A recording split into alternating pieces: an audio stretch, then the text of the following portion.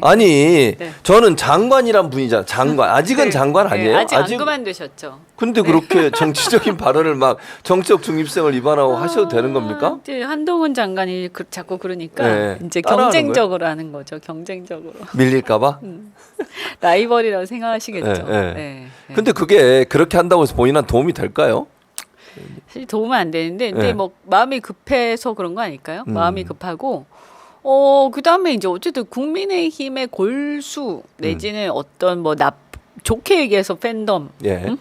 이런 어떤 그 세력화 또는 결집시키는 뭐 이런 효과는 있다고 볼 수도 있죠. 본인한테. 네네. 네. 근데 만약에 그 이제 그 집회 뭐 모임이라 그럴까요? 모임 같은 경우에 가서 정광훈 이제 목사가 와 있는 걸 본인은 만난 적이 없다 이렇게 발언을 했잖아요. 네. 기자들의 질문에. 네. 근데 나중에 영상이 공개됐는데 방에서 만나고 그러니까. 나오는 장면. 글쎄 말이에요. 거짓말 한 아니 거잖아요. 왜 그런 거를 그걸 왜 거짓말하지? 그거 그러니까요. 그냥 만났으면 만났다. 예. 그냥 아니 갔으니까 잠시 들러서 인사드리고 참석했다 이러면 네. 되는 거 아니에요? 그 뭐 문제 삼는 사람들도 있겠지만 그게 큰 문제는 안 될 텐데 괜히 거짓말하니까. 그러니까 그게 더 큰 문제잖아요. 이렇게 그러니까 본인이 이게 공개되는 걸 꺼리는구나라는 건 알 수가 있는 거죠. 그러니까 사람들이 생각할 때도 정광훈 목사를 만나는 게 본인한테 도움이 안 된다는 건 본인도 인식하고 있는 거잖아요. 이미. 그렇죠. 그러니까 감추겠죠. 그러니까요. 예. 근데 또 만나러 가긴 가셨어. 그러니까요. 그건 또 뭐 왜 그러면 이현주한테 물어보고 싶은 게 그게 네. 분명히 만나러 가면 안 좋을 거라는 걸 알고 있음에도 불구하고 만나러 간 이유는 뭘까요? 그러면 그러니까 저도 잘 모르겠어요. 근데 그렇게 그분이 그 영향력이 있으신가? 정광훈 목사라는 예, 분이 아직도 있으신가? 영향이 있다고 생각하나 보죠. 그러면 원희룡 장관 입장에서는 그러지 않으면 일부러 만나러 갈 필요가 없잖아요. 뭐 그러니까 그런 거 아니에요? 그죠? 그러니까. 그러니까 영향이 있다고 생각하시나 보다. 그리고 영향이 실제로 있나 보다. 그래도 장관인데 그렇게 예. 하는 걸 보면 예. 영향이 있다고 생각 안 하는데 그러시겠어요? 그죠? 그러니까. 예. 그리고 어떻든 뭐 이런 거 있죠. 아주 극성 지지층이잖아요. 그죠? 그러니까 그런 분들을 일단은 좀 이렇게 자기 편으로 좀 해야 되겠다. 왜냐하면 이제 지금 제가 보니까 굉장히 급하신 것 같아. 마음이. 원희룡 장관이요. 예. 마음이 급하신 것 같아. 예. 예. 왜냐하면 이제 자신이 그 차기 주자로 뜨려고 대선 이제 후보까지. 그렇게 예, 생각하시는데 예. 한동훈 장관이 최근에 막 치고 나오셨잖아요. 치고 나오고 있죠. 그러니까 본인이 굉장히 위협을 느끼겠죠. 네.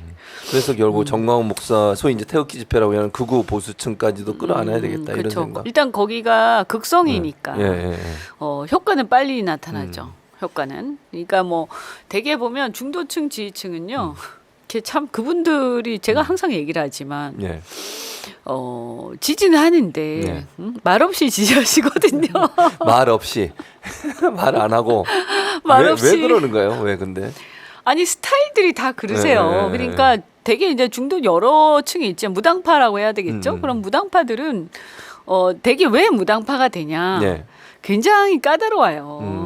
그리고 이제 뭐 따지는 것도 많고, 그러니까 뭐 이래서 싫고 저래서 싫고 막 하다 보니까 예. 둘 다 싫다 이렇게 되는 거거든요.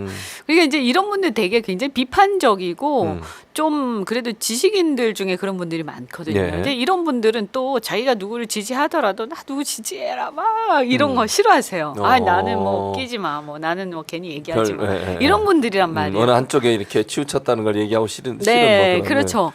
그러니까 그런 분들은 지지를 받아도 투표하기 전엔 잘 안 드러나요. 네.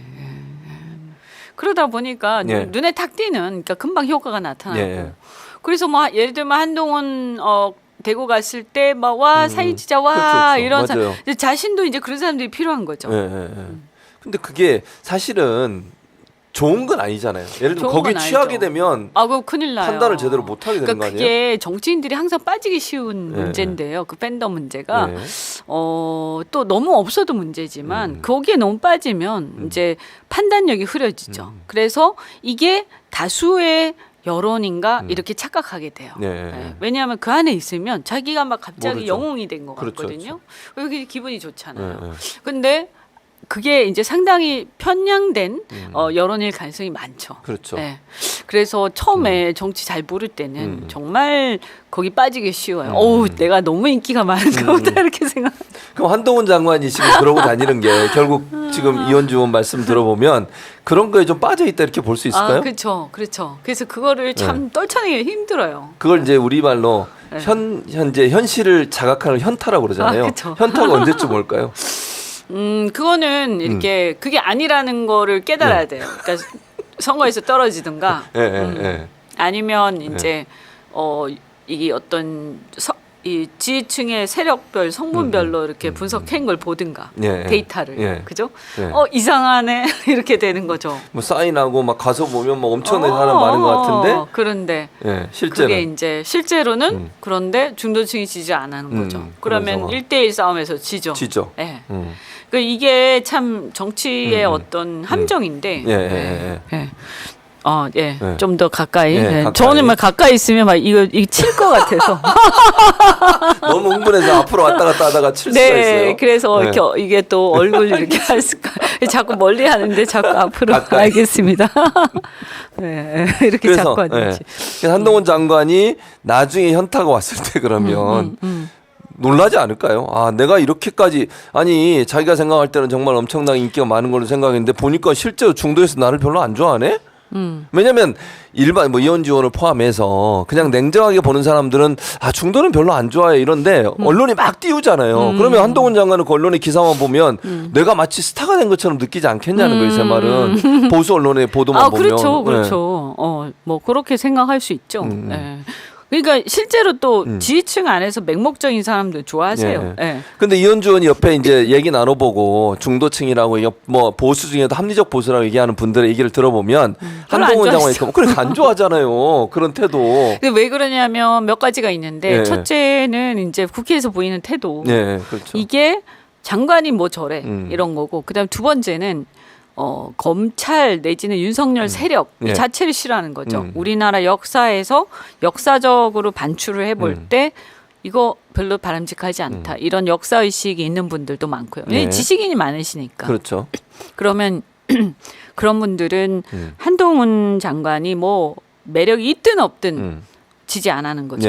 맞습니다. 근데 그걸 제대로 인식을 못하고 그냥 환호하는 사람들이나 언론의 소위 종편이나 이런 보수 언론의 보도 때문에 이제 한마디로 현실을 제대로 자각하지 못하는 상황이 됐다 이렇게 보여집니다. 근데 그거는 참 이게 결과를 이렇게 까봐야 돼요. 그렇죠. 그걸 현타가 올라면. 그러니까.